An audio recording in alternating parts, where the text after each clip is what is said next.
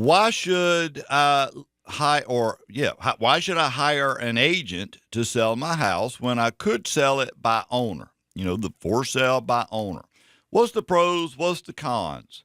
And I got to tell you, believe it or not, I'm probably different than most real estate agents anyway, in terms of what my opinion is. I'd be the first to tell you, if you can sell your house and obviously not have to pay the commission, but you know what you're doing when you sell the house, then by all means, save your money. If you can. If you don't need to pay the commission, don't pay it.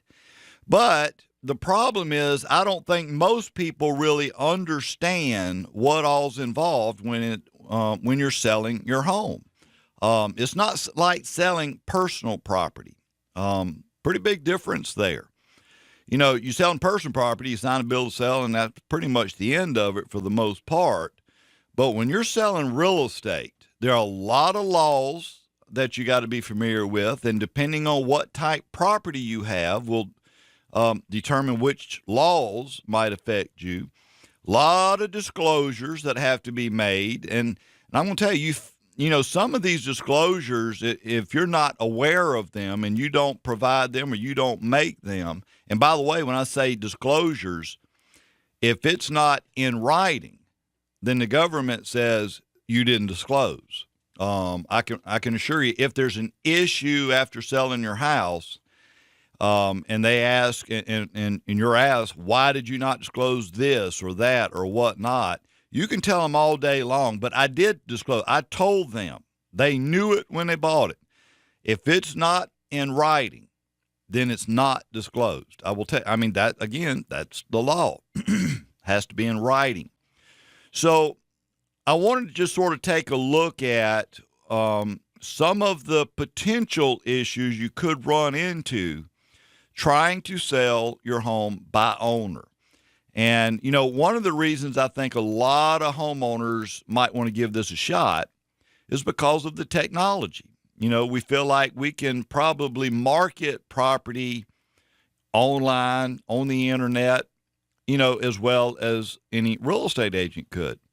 And again, if you know how to maneuver the internet, how to do things, if you're really good with technology, that might very well be an option for you. There's no doubt about it.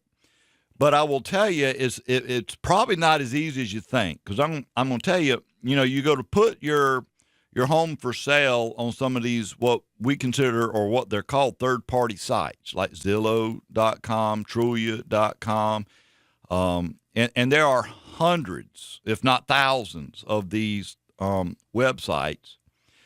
You got to pay to put them on that site, okay? It's not free. You got to pay to do that. Granted, it's probably going to be a lot less than paying a realtor's commission, but you still got to pay. But then you also have to know, well, what sites are potential buyers even going on? What are buyers looking for in the ad? And I'm going to tell you, that's, I think, a pretty significant disadvantage for the for sale by owner. If you don't know the wording, the types of words and sentences to put in there, how to format it, you may have a very hard time. Even if it's online, you may have a very hard time having buyers actually find it, see it, and then want to come buy it. So anyway, the marketing could be a real issue for sure. That's number one. Number two, which is actually, I probably should have started with this as number one, and that's making sure you've got it priced right. That's where you're going to run into that's where you're going to run into the most trouble. Is it priced right? Because you could, now obviously you don't want to overprice it because it's just not going to sell if you do, but you certainly don't want to underprice it either. You could be losing thousands or tens of thousands of dollars if you guess the wrong price. So you certainly want to be careful with that. In fact, let me just go ahead and say this. If you want to try to sell your home by owner, by all means, spend the $350, $400, whatever it costs, and get your house appraised. You're going to need that. One is to help you know what the house is worth, what you can expect to sell it for. But then two, if you have buyers looking at the house, especially if there are no real estate agents involved, they're going to question what you're asking for. They're going to try to beat you down. They are. But if you have an appraisal, and a recent appraisal, and you can show it to them, well, here's what it appraised for. So I know what it's worth. Here it is. So that would be a huge help to you right there. But again, if you're listing a house with an agent, assuming you have a good, competent agent, typically an agent can do a market analysis and help you try to figure out what you should list it for. That would be a big help there for sure. The third thing, and this is also a biggie, I think. You know, a competent agent could certainly help you determine what type things do you need to work on or repair, replace, for example. You know, you get out there or you just start fixing stuff. You may not be fixing the things that really matter, quite frankly.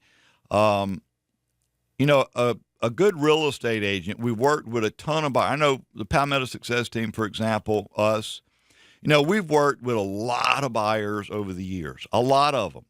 And we know what buyers are looking for. And we know what types of things create issues in the buyer's mind. So that information and that knowledge, that experience, I tell you, can save you, again, a lot of money when going to try to sell your home.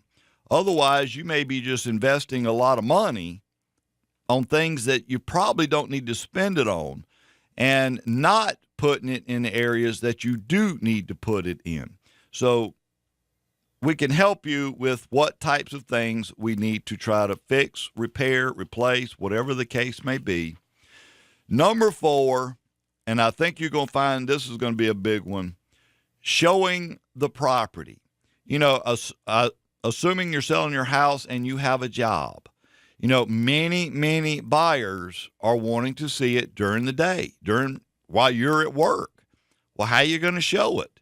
I will tell you, when you have to, when buyers can only come at certain times of the day, that cuts down on the number of buyers you're likely going to get. And so you could really be causing yourself some real heartache trying to get it sold, just because they can't get in there and see it. So showing is a big deal. And then number 5, the last one, the paperwork. A lot of paperwork. Like I said at the beginning of this segment, there could be quite a few mandated disclosures that are required. And you got to have all your I's dotted and your T's crossed, or you could certainly have some problems there. So hopefully that little bit of information would help you when you're deciding to sell your home, whether to try to sell by owner, or should I talk to a real estate agent about listing it and going that route. But there's pros and cons both ways for sure. But if you're going to try it yourself, you better be knowledgeable in what it takes to actually sell your home. Because I'm telling you, some of the paperwork and these mandated disclosures, I mean, some of these disclosures, if they're not made, you could be looking at as much as $10,000 just in fines. So anyway, whichever one is the best for you, it's your choice. We'd love to help you, but we'll be right back with some more Success in Real Estate.